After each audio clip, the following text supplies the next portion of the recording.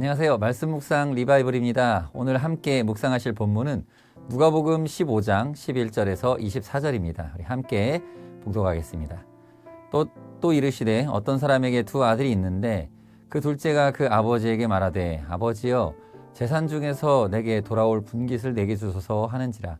아버지가 그 살림을 각각 나눠 주었더니 그 후 며칠이 안 되어 둘째 아들이 재물을 다 모아가지고 먼 나라에 거기서 허랑방탕하여 그 재산을 낭비하더니 다 없앤 후 그 나라에 크게 흉년이 들어 그가 비로소 궁핍한지라. 가서 그 나라 백성 중 한 사람에게 붙여 사니 그가 그를 들로 보내어 돼지를 치게 하였는데 그가 돼지 먹는 쥐온 열매로 배를 채우고자 하되 주는 자가 없는지라. 이에 스스로 돌이켜 이르되 내 아버지에게는 양식이 풍족한 품꾼이 얼마나 많은가. 나는 여기서 줄여 죽는구나. 내가 일어나 아버지께 가서 이르기를 아버지 내가 하늘과 아버지께 죄를 지었사오니 지금부터는 아버지의 아들이라 일컬음을 감당하지 못하겠나이다. 나를 품꾼의 하나로 보소서 하리라 하고 이에 일어나서 아버지께로 돌아가니라. 아직도 거리가 먼데 아버지가 그를 보고 측은히 여겨 달려가 목을 안고 입을 맞추니 아들이 이르되 아버지 내가 하늘과 아버지께 죄를 지었사오니 지금부터는 아버지의 아들이라 일컬음을 감당하지 못하겠나이다 하나 아버지는 종들에게 이르되 제일 좋은 옷을 내어다가 입히고 손에 가락지를 끼우고 발에 신을 신기라. 그리고 살진 송아지를 끌어다가 잡으라. 우리가 먹고 즐기자. 이 내 아들은 죽었다가 다시 살아났으며 내가 잃었다가 다시 얻었노라 하니 그들이 즐거워하더라. 아멘. 이 너무나도 유명하고 익숙한 탕자의 비유죠. 이 이야기의 결론은 죽었다가 살아나는 것입니다. 부활입니다. 그저 가난에 쩌들어 어려운 형편에 있던 탕자가 자비로운 아버지께 돌아와 그 형편이 나아지고 경제적 어려움이 회복되었다는 수준의 신데렐라 스토리가 아닙니다. 죽을 수밖에 없는 죄인이 회개하여 다시 살아난 부활의 이야기인 것입니다. 그래서 이 비유는 우리의 구원에 대한 메시지입니다. 그래서 우리는 이 본문을 통해 어떻게 사람이 구원받는지에 대한 개념을 정리할 수 있습니다. 그럼 이 비유에서 탕자를 돌이켜 아버지께로 돌아가게 하는 그 모티브가 무엇일까요? 두 가지입니다. 하나는 아들의 생각이고 또 하나는 아버지의 생각이죠. 아들의 생각은 자신의 처지에 대한 이 자각, 그리고 또 아버지에 대한 기대감이었고요. 이 아버지의 생각은 이야기를 듣는 청중의 기대치를 뛰어넘는 아버지의 큰 사랑과 자비로움이 바로 아버지의 생각이죠. 그래서 이 첫째로 이 아들의 생각을 분석해 보겠습니다. 이 아들은 자신이 받아온 아버지의 재산이 탕진되어 가는 것을 깨닫지 못하고 결국은 모든 소유를 다 허비해 버립니다. 야금야금 재산이 사라져 가는데도 아무런 느낌이 없었죠. 그리고 나중에는 돼지를 부정하게 여기는 그 유대인이 이 돼지를 치는 일을 하게 되었는데도 자신의 형편에 대한 자각이 한동안 없었습니다. 그리고 결국에는 굶어 죽게 되는 상황이 될 때까지도 자신의 형편에 대한 감각이 없는 상태가 되어졌었던 것이죠.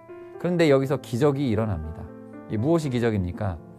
자기 형편을 깨닫는 기적이 찾아옵니다. 오늘 본문 10절 말씀이죠. 이에 스스로 돌이켜 이르되 내 아버지에게는 양식이 풍족한 품꾼이 얼마나 많은가. 나는 여기서 줄여 죽는구나. 이게 얼마나 큰 기적인지 아십니까? 이미 죽은 사람의 감각이 다시 살아난 것입니다. 어느 기독교 대학에서 목사님이 채플 시간에 성경을 가르쳤습니다. 그런데 학생 하나가 손을 들고 질문합니다. 나는 죄가 없는데요. 뭘 회개하라고 하는 것입니까? 그러자 목사님이 이렇게 대답합니다. 학생, 자네는 어떻게 생각하나? 죽은 사람 시신 위에 100kg의 돌을 올려놓으면 그가 무게를 느낄 수 있을까? 그 사람이 무겁다고 소리칠까? 감각이 없기 때문에 아무 소리도 못할 것일세. 이 질문이 당신의 질문에 대한 대답이 되었을까? 여러분, 성도 여러분, 자신이 죄인인 것과 죄인인 자신의 모습이 얼마나 비참한가를 깨닫는 그 감각이 먼저 살아나는 것이 기적입니다. 우리는 이 전도 대상자를 위해 기도할 때 이 전도 대상자가 교회에 와서 기분이 좋고 또 환영받는 느낌을 받고 그래서 교회를 좋게 여겨주기를 위해서 기도합니다. 그러나 이것만을 위해 기도한다면 그 기도는 중요한 것을 빼놓은 기도가 될 것입니다. 우리 교회가 얼마나 좋은 교회인지, 자신이 소속될 다락방이 얼마나 따뜻한 공동체인지에 대해서 인식하는 게 우선이 아니고, 먼저는 이 전도 대상자, 태신자라고도 하죠. 이 태신자가 자신의 형편을 깨닫게 되는 것이 먼저입니다. 자신이 얼마나 비참한 상태에 놓여 있는지를 먼저 깨달아야 하고, 또 얼마나 큰 죄악 속에서 또 죽을 수밖에 없는, 죽어가고 있는 자신의 형편에 대해서 자각해야 합니다. 그리고 나서야 교회의 따뜻함과 그를 환영하는 하나님 아버지의 자비하심을 바로 보게 되는 것입니다. 성령님이 하시는 일은 이 죄인의 의식이 빨리 깨어나게 하시는 것입니다. 그래서 우리는 우리의 사랑하는 가족, 태신자, 또 전도 대상자들을 위해서 기도하실 때 하나님의 은혜로 저들에게 성령을 부어주시고, 그래서 자신의 죄를 깨닫게 하시고 자신이 얼마나 비참한 죄인의 자리에서 머물고 있는지를 깨닫게 하옵소서 하고 정말 눈물로 기도해야 합니다. 그리고 그 자각과 하나님의 자비하심에 대한 믿음이 그 내면 안에서 강력하게 일어나게 하시고, 또 스스로 회개할 마음을 준비하게 하시는 은혜를 구해야 할 것입니다. 성령의 이 깨어나게 하시는 역사를 우리는 간절히 기도해야 할 것입니다. 그 역사 결과는 탕자의 마음에서 일어나는 놀라운 기적인 것이죠. 우리 18절 19절 말씀을 다시 보겠습니다. 내가 일어나 아버지께 가서 이르기를, 아버지, 내가 하늘의 아버지께 죄를 지었사오니 지금부터는 아버지의 아들이라 일컬음을 감당하지 못하겠나이다. 나를 품꾼의 하나로 보소서 하리라 하고, 이렇게 마음먹은 다음에는 이제 하나님 아버지께서 이 탕자의 예상과 기대를 초월하는 그 사랑으로 그를 맞이해 주시는 것이죠.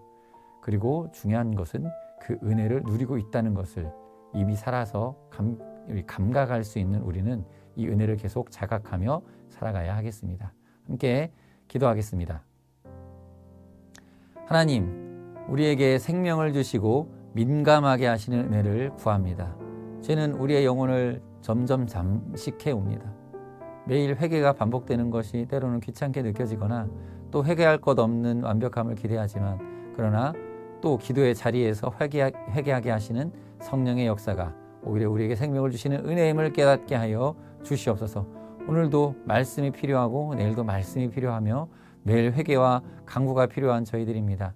이 영적인 감각이 늘 살아있게 하옵소서. 예수님의 이름으로 기도합니다. 아멘. 지금 함께 기도하겠습니다. 우리의 전도 대상자들, 가족들을 위해 기도하시겠습니다. 주님, 나의 사랑하는 부모님, 남편, 아내, 자녀에게, 또 나의 직장 동료들과 상사에게 생명을 주시옵소서. 저들에게 성령의 은혜를 주셔서 자신이 죄인된 이 형편에 대하여 감각되어지는 은혜를 부어주옵소서. 아버지를 떠나 비참한 죄인의 자리에 있음을 알게 하시고 하나님 아버지의 자비하심을 믿고 돌아오게 하옵소서. 우리의 전도 대상자들을 위해서 함께 기도하시겠습니다.